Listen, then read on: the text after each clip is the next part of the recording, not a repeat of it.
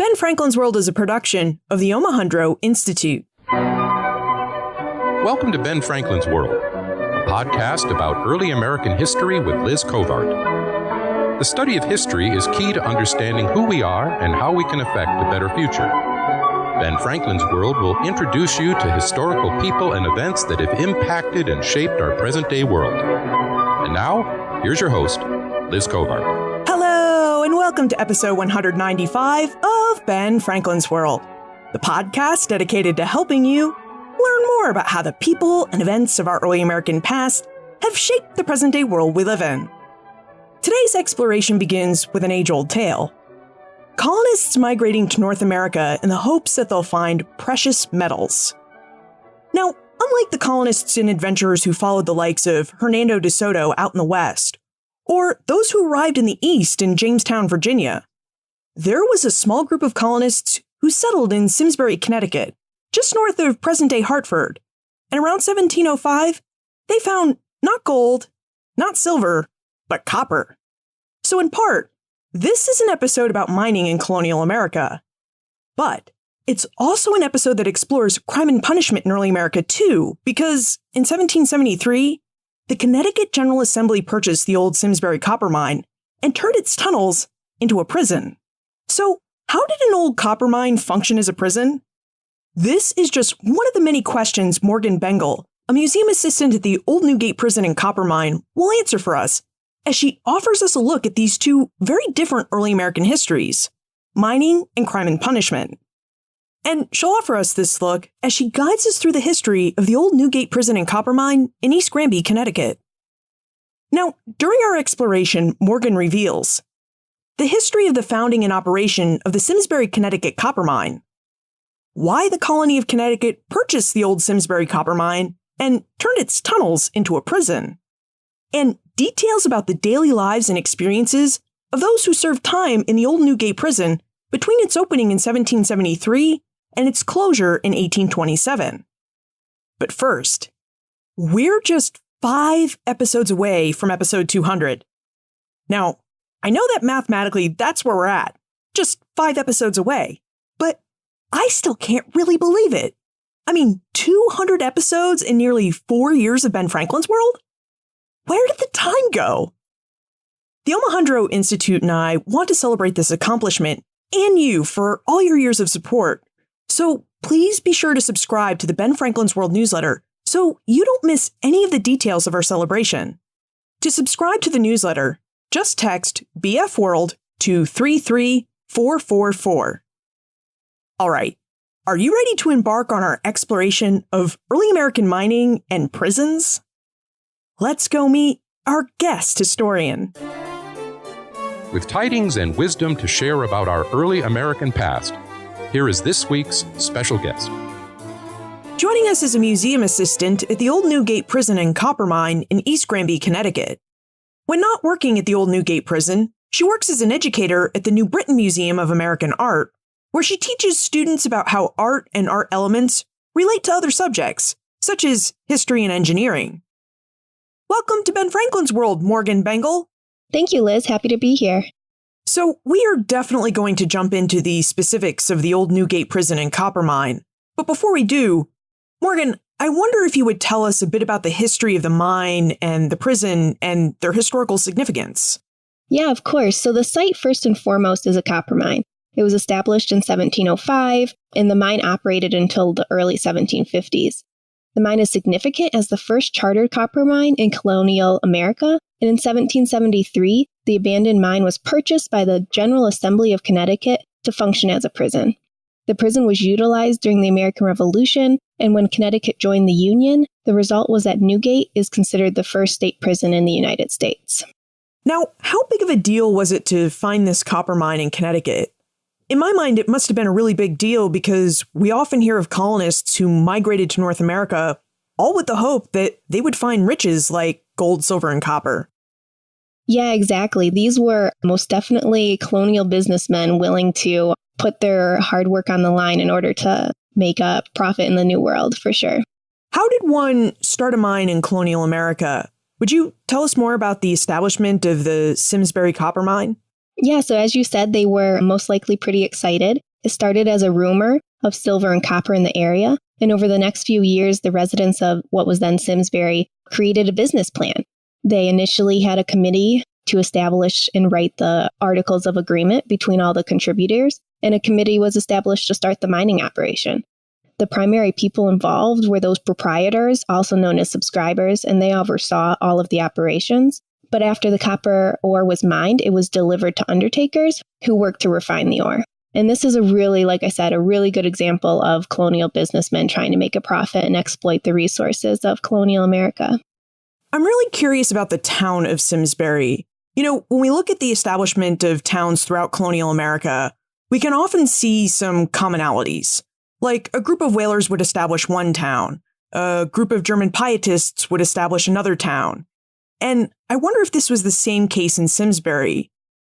Was Simsbury established by miners as a mining town? Or, I guess another way to ask this is, which came first, the miners or the discovery of copper ore? That's a really great question. It's my understanding that those residents who initially discovered the copper just came across it on rumor and knew enough to know that it could be profitable. But later, as more businessmen continued to invest in it, they would bring miners from England and even miners from Germany who were more skilled in the practice itself. And no one was extremely profitable at it, which also proves that they probably didn't have as much experience. What was mining like back in the 18th century? Because we are talking about an age before steam and gas-powered hydraulic equipment. Right, so it was probably not very enjoyable. The miners all used hand tools, and they would use those tools to follow the veins of ore. So it's my understanding that from sight, you can detect the quality of the ore more or less. So once the ore was unearthed, it would have been lifted to the surface in buckets. No tracks were laid in the tunnels, only buckets were used to hoist the ore in between the shafts. And once the ore was surfaced, it would have been shipped off to be refined. This process known as smelting is used to extract the pure metal from the copper ore, which contains other unnecessary minerals. As difficult as it would have been for them, it was probably a simple technique of hand tools and buckets and then smelting that copper. How many people did it take to mine the Simsbury copper mine? So the Simsbury mines were really extensive. And so I don't have a really good understanding of who was all involved. We know that each section kept getting divided between different leasers, and how many miners they required each is a little hard to get a handle on.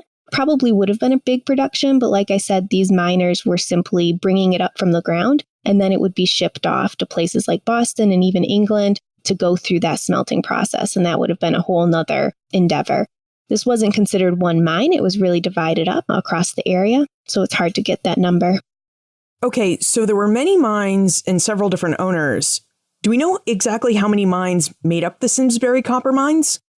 We know that those initial proprietors of Simsbury, about 64 of the residents, initially had control. And when they broke contract with undertakers and took control from the town and a whole bunch of endeavors, they split up what consisted of the mines at that point, probably not very many tunnels to begin with. They split that up. 2/3 went to two men, Partridge was his name, and Jonathan Belcher, and a third of it went to Timothy Woodridge. And from there, it just continues to vein off into different leasers. So like I said, there's a high turnover rate, probably because of the unprofitable nature of the mine. And so they really started dividing up their shares. So it's really hard to grasp who owned what section at what time. What do we know about the miners who worked the mine? Were they indentured servants or were they free residents of Simsbury? Both? There was probably a mix of both. We know, like I said, that some of them were brought over from Germany and England, and they would have definitely lived in the area, probably on the site. And then there was probably men who were employed from the local town. There wasn't a huge population in Simsbury at that time, but they were probably employed.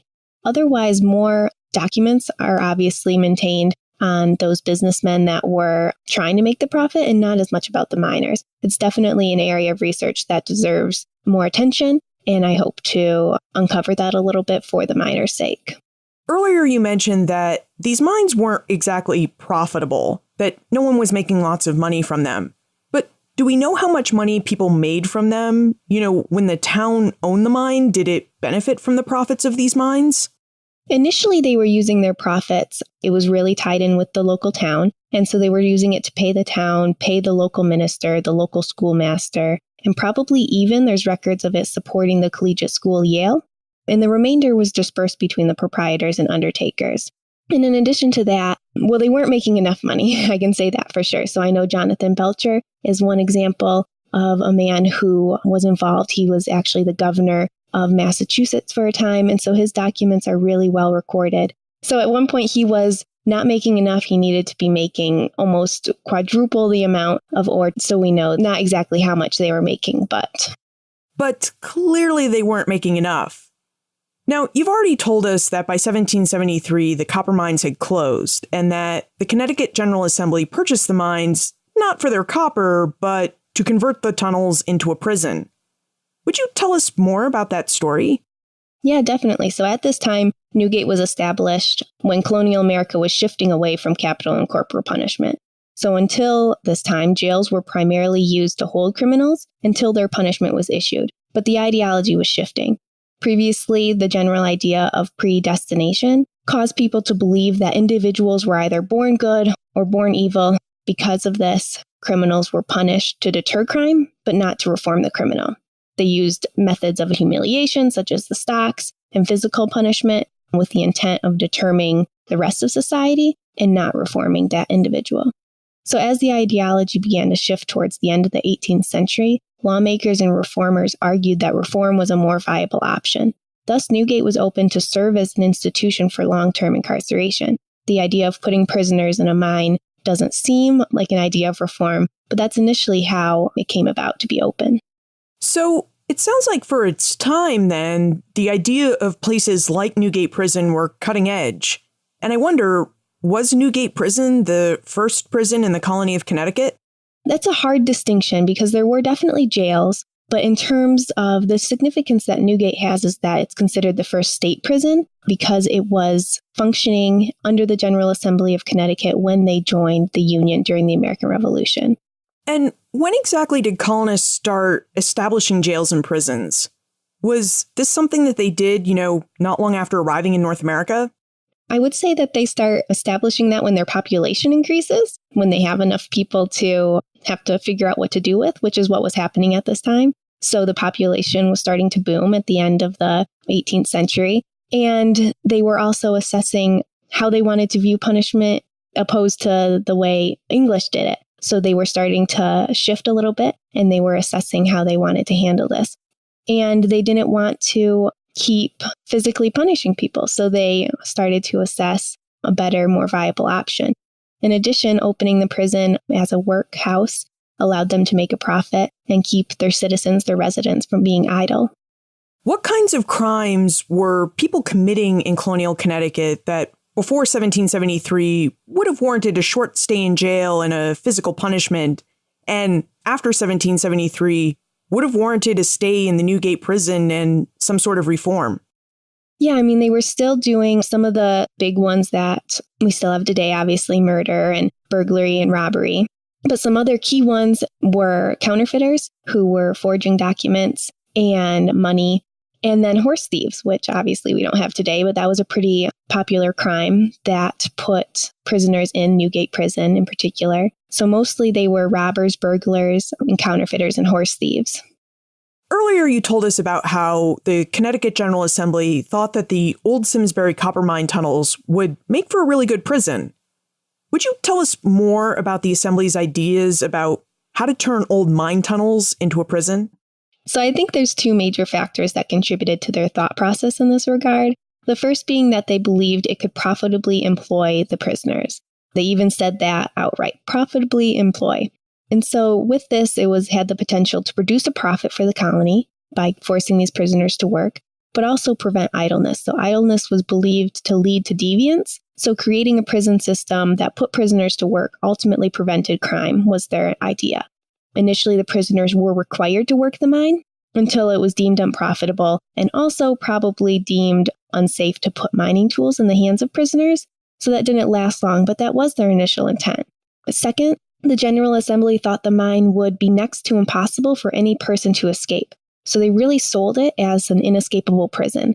The landscape at this time was bare, with the exception of the 2 mine shafts leading to the abandoned tunnels, and the Assembly believed that the caves would be secure enough that limited infrastructure and guards were needed. However, they were mistaken, and within 18 days, the first prisoner, John Henson, managed to escape. Yeah, it seems like if you want to make a bold claim like your prison is escape-proof, that Murphy's Law is going to kick in and somebody's going to escape from it. So how exactly did John Henson escape? Are there any details about his escape in the historical record? Yeah, there's not very much known because he was the only one. So like I said, they were trying to sell it as an inescapable prison. So it's said that they didn't have any guards there at that time. So they probably had a door over the shaft. And the news article that went out afterwards trying to put out a reward for his return claimed that a woman let down a rope and some evil-minded woman helped him escape. And so that's all we know. He probably had an accomplice and he never returned to prison.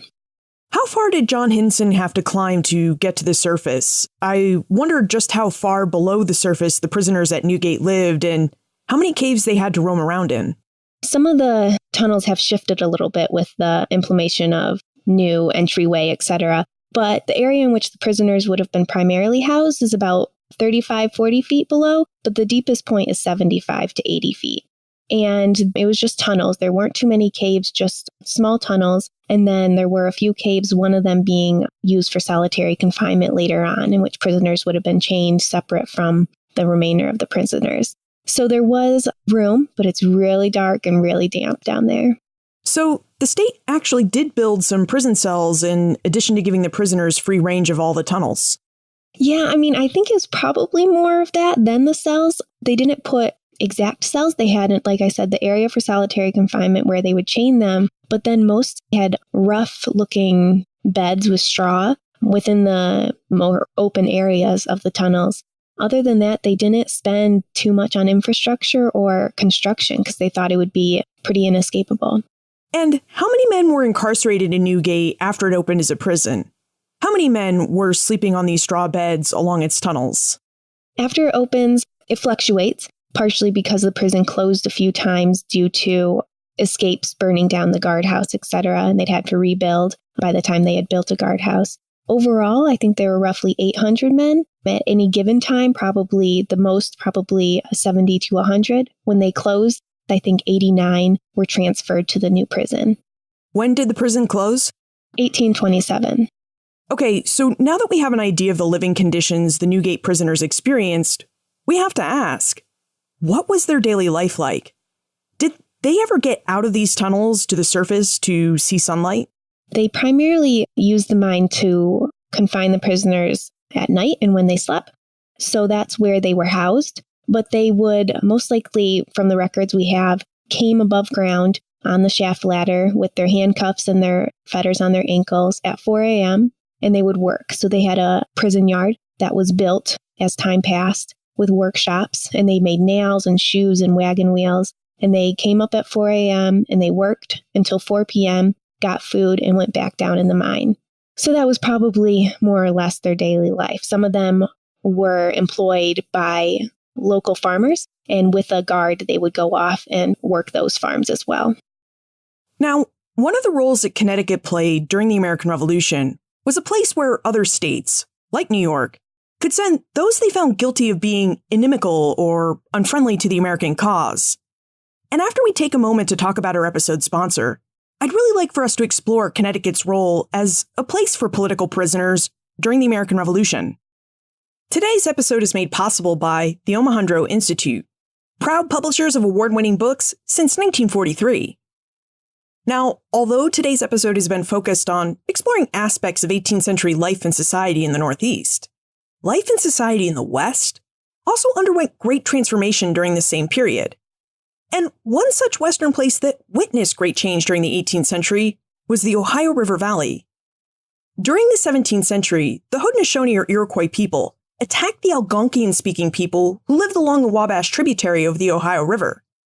But these Native Americans survived these attacks, and during the 18th century, they rebuilt their lives to thrive as fur traders and farmers of local resources, and as peoples who frustrated imperial attempts by the French and British to control the Ohio Valley. In fact, so successful were these Native Americans that by the late 18th century, their endurance had turned into prosperity. Ohio Indian women set the standards of fashion for indigenous clothing. European visitors marveled at their sturdy homes and at the generous hospitality of their trading centers, like the one at Miamitown. But all of this wealth soon rendered these communities vulnerable for takeover by aggressive Kentucky settlers and American leaders like George Washington and Henry Knox. The story of the Native Americans who lived and thrived in the Ohio Valley during the 17th and 18th centuries is a really fascinating story of transformation and survival. And it's a story you can explore in greater detail in one of the Omohundro Institute's most recent publications, Susan Sleeper Smith's Indigenous Prosperity and American Conquest, Indian Women of the Ohio River Valley, 1690 to 1792. Produced in partnership with the University of North Carolina Press, Indigenous Prosperity and American Conquest reveals the creation and growth of this pan-Indian world in riveting detail, and in a way that also foregrounds the work and experiences of Indigenous women to build and create these thriving societies. To discover more about Indigenous Prosperity and American Conquest, visit benfranklinsworld.com/prosperity. And for a special listener-only 40% discount, use promo code 01BFW. Again, visit benfranklinsworld.com/prosperity and use promo code 01BFW. Morgan, would you tell us more about Connecticut's role in the Revolution as a place where other states could send those who they felt were obstructing the war effort, and about the role that the Newgate Prison may have played in that service? During the American Revolution, Newgate served as a prison for Loyalists. And like you said, other states would send their Loyalists to Newgate, to Connecticut. And so it was referred to as the catacomb of Loyalism, and it was very dreaded by those men. In February of 1781, the governor actually issued an act for punishment of high treason and other atrocious crimes against the state. This act outlined that those individuals who claimed allegiance to the King of Great Britain or aided the enemy in any way would be imprisoned at Newgate or sentenced to death. The act also stated that these individuals would not be considered prisoners of war. And I think this is a really important concept in studying the American Revolution because the state recognized the prisoners as their own citizens and wanted to prevent them from being exchanged as prisoners of war. And a good story that helps illustrate this is that of Ebenezer Hathaway and Thomas Smith, who were captured as Loyalists a few months after that act for punishment of high treason. And these two men refused to recognize the Union's authority by declining to plead guilty or non-guilty. So they didn't even recognize the Union as having enough authority to judge them in that manner. And these men were sentenced to Newgate for not pleading their prosecution. A few weeks later, Hathaway and Smith managed to escape from Newgate with 20 other men, primarily Loyalists. And this was the largest escape from Newgate, and they survived to write about it later. So their account is really important to understanding how Loyalists were affected by the war in this way. Yeah, and along those lines, I wonder about the Loyalists' experience. You were telling us that prior to the war, Newgate was a place for men who committed burglary, murder, horse thievery, and other real serious crimes. And yet, during the Revolution, you have all these Loyalists who were sent to Newgate, largely because of their political viewpoints and perhaps for some actions to foil the revolution. So, what was it like for Loyalists to be incarcerated at Newgate with all these other men who committed dangerous, non-political crimes? Yeah, that's a really interesting concept. So they definitely, in all the accounts that they record afterwards, they definitely considered it a living hell, as I'm sure the other prisoners did. But I like to think that they definitely had a different sense of camaraderie. So that escape that happened of the 28 men with Hathaway and Smith was the largest to escape, and it was primarily Loyalists. So they had band together to accomplish an almost unaccomplishable task. So the motivation for them to do such is also very telling of the fact that they probably didn't think they belonged there. As much as any prisoner doesn't think they belong in prison, they had ulterior motives because, like you said, they were political prisoners. And we don't know what their interactions were with the remainder of the prisoners at the time, but they were more outspoken when they left, and some of their accounts are the most we have of what prison was like during that time.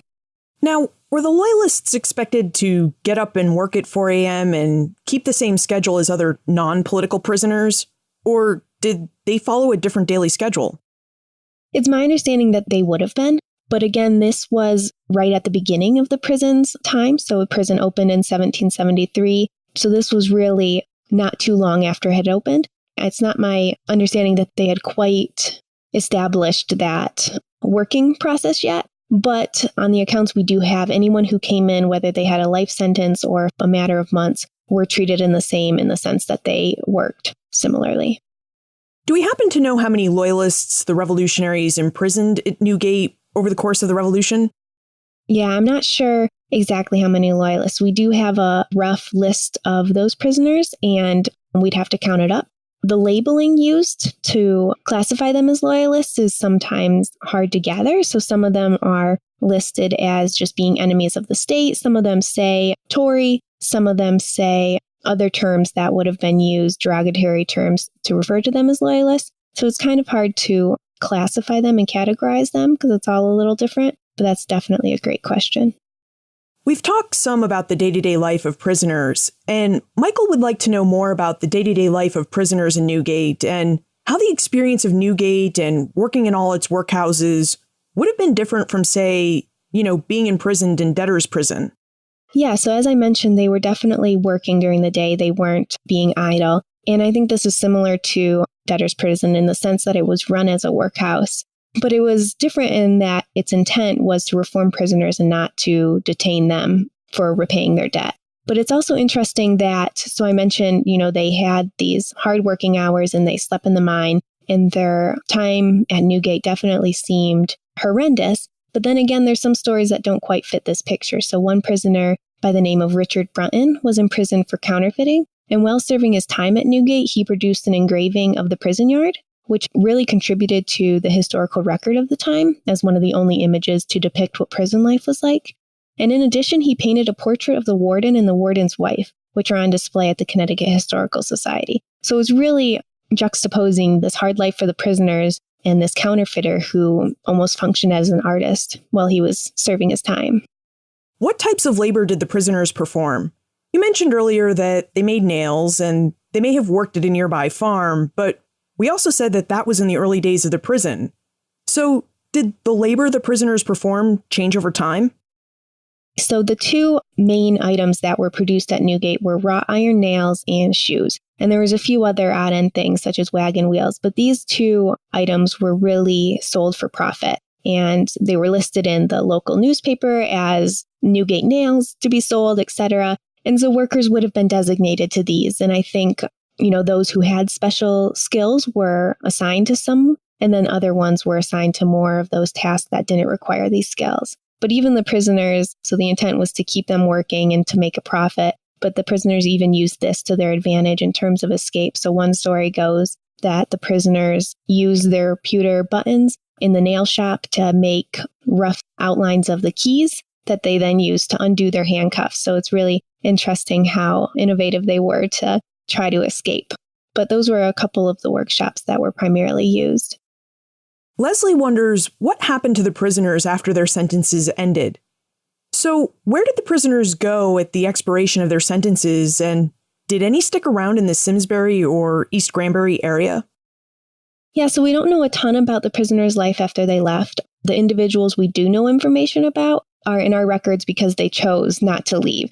One man in particular is referred to as Prince Mortimer. He was a slave that was imprisoned for allegedly poisoning his master, and he was supposedly sent to Newgate at the age of 87. And after 23 years of imprisonment, he died at the age of 110. But at one point, he was deemed such a burden to the keepers that they forced him to leave. And when he left, he went to go look for anyone he knew from his previous life. But after not finding them, he decided to return to prison as a better option. And so he ended up dying at the Wethersfield State Prison, which is where the inmates were transferred when Newgate closed in 1827. And another man, he was really infamous as a counterfeiter, and his name was William Stewart. And he tried to stay around a few weeks after he was let go because he was nemesis with the warden and he wanted to make his life more difficult. So he stayed around for a little bit until returning home and becoming a farmer, giving up his crime. So those are a few of the examples. Otherwise, men came from across Connecticut and across the other New England colonies, so they probably went back to where they were from. Wow, so the men who stayed around did so because they really didn't have a lot of options of where to turn after they were released. Yeah, definitely, especially for a 100-year-old man who was previously a slave. It was probably a better option at that point. Travis would like to know if there are any connections between the Newgate prison and the way modern-day prisons operate today. Yeah, so thankfully, prisoners are no longer kept in mines, which is definitely a bonus. But some similarities include, aspects of prison work and security. So the system that was created in terms of confining prisoners with guards is definitely a system that's similar today. In terms of big picture similarities, I think it's important to use Newgate as an example of understanding who's criminalized in a society and for why. For example, the Loyalists that were in prison that we talked about were imprisoned for supporting the crown, even if they weren't fighting in the war. So it's imperative that we always are assessing our current society and asking ourselves what historians will say about us in 100 years. So this is the way that I connect Newgate to a modern prison system, is not necessarily in the mechanics of operation, but just in how we choose to view criminals and how our criminals will be viewed within 100 years, whether good or bad or humanely or inhumanely. But it's an interesting concept to think about because we're so quick to judge how the Newgate prisoners were treated in the past. Okay, so if we travel to East Granby, Connecticut to see and tour the old Newgate Prison and Coppermine Historic Site, what exactly will we be able to see and tour? Yeah, if you come to Newgate, which everyone should, you'll get the opportunity to really walk into history. So the prison yard is surrounded by the same 1802 12-foot stone wall, and within this wall stands the ruins of old workshops and the cell block, as well as the well-preserved guardhouse. So we really encourage visitors to explore the site. Guides are stationed throughout the yard to help interpret the ruin and answer the questions, but visitors have the ability to discover on their own. And we try to encourage them to look in and see and feel what it would have been like to be a prisoner. In addition, the mines are available for visitors to explore. And again, we intend to have guides located in the mine for assistance. But the abandoned tunnels are free for visitors to roam through and actually feel what it felt like for prisoners living down there. Feel how wet it is, how dark it is, which is a really important aspect of our interpretation. Now, it's my understanding that the old Newgate Prison and Coppermine site is really just now reopening after a decade of extensive renovations. So would you tell us about these renovations and how they might enhance our visit? Yeah, the museum has been closed for about 10 years, primarily because of the renovations done at the guardhouse, which is located in the center of the prison yard. The entire site was built on top of mine tailings, which are more or less debris left from the mining years, and this means that the foundation is very unstable. And as part of that, the historic guardhouse was on the verge of collapse before the stabilization process began. So now that that's complete, we have a fully functioning building within the prison yard, which can be used for exhibit space and events and whatnot. So that really helps because the rest of the yard is primarily ruins. Do you happen to have any tips or tricks for us that would help us make the most out of our visit? Well, the mine is a must. Everyone is eager to get into the mine. There's nothing quite like being immersed in that experience. But I would also encourage visitors when they're in the prison yard to imagine what Newgate was like, not as a ruinous site, but as a complex system of buildings and people that attempted to create the United States' first state prison. So I think that this is really important to have visitors truly step into what it would have been like. Okay, now let's move into the time warp. This is a fun segment of the show where we ask you a hypothetical history question about what might have happened if something had occurred differently or if someone had acted differently.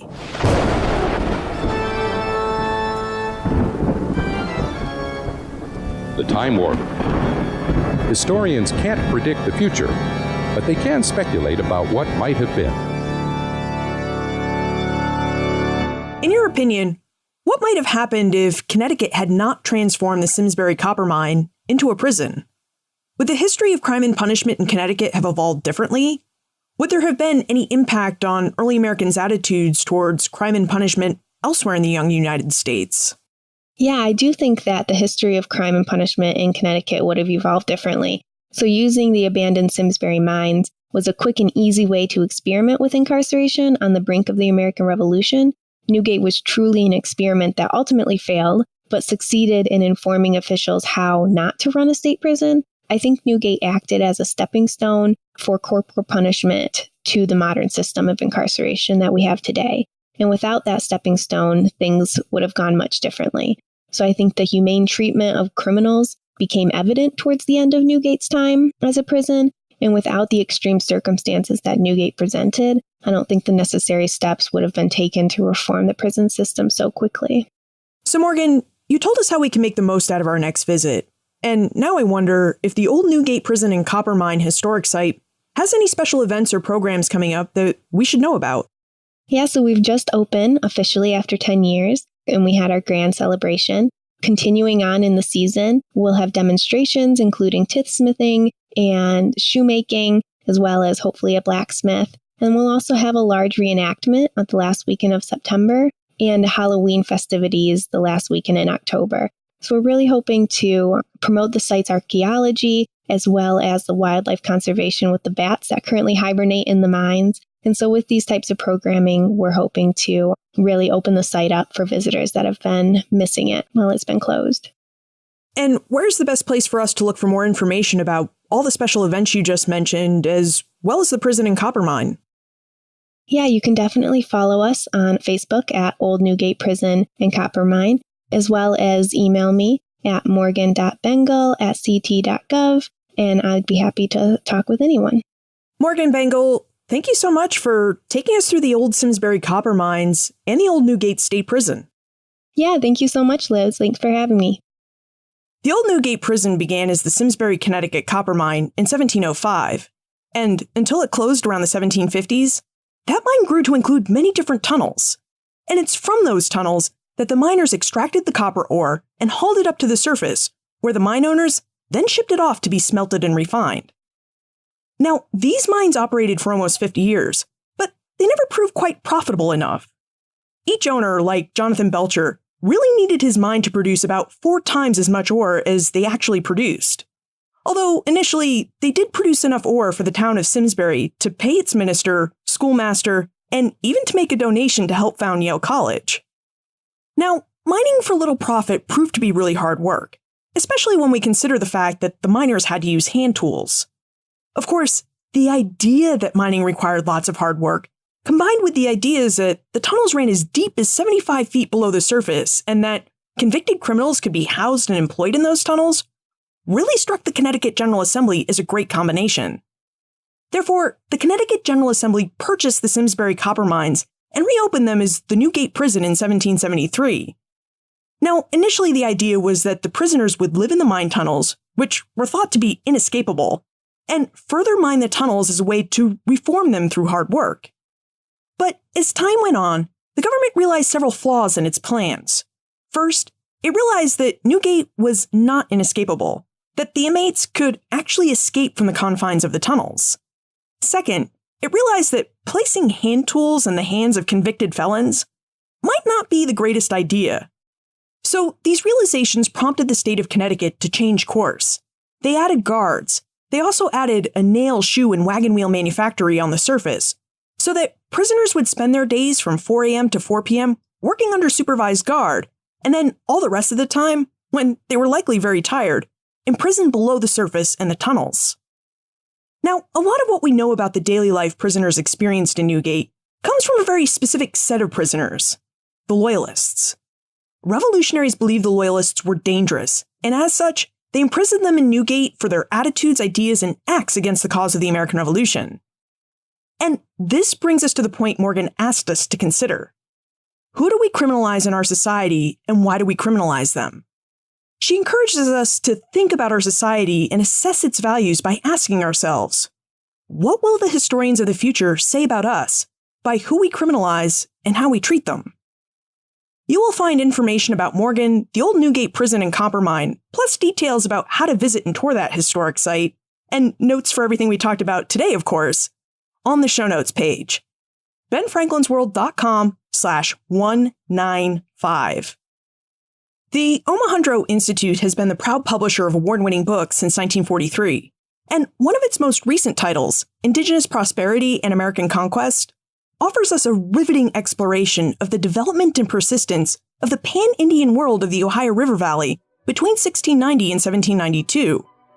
To discover more about this fascinating history, and to make use of our special listener-only 40% discount, visit benfranklinsworld.com/prosperity and use promo code 01BFW. Now, don't worry if you forget. I've placed all the details for our special listener discount in the show notes and in our Ben Franklin's World app. Finally, what do you think the historians of the future will say about us if they explore the people we criminalize? It's a really interesting question, and I'd love to know your thoughts. Liz at benfranklinsworld.com. Ben Franklin's World is a production of the Omohundro Institute. And remember, never leave till tomorrow that which you can do today.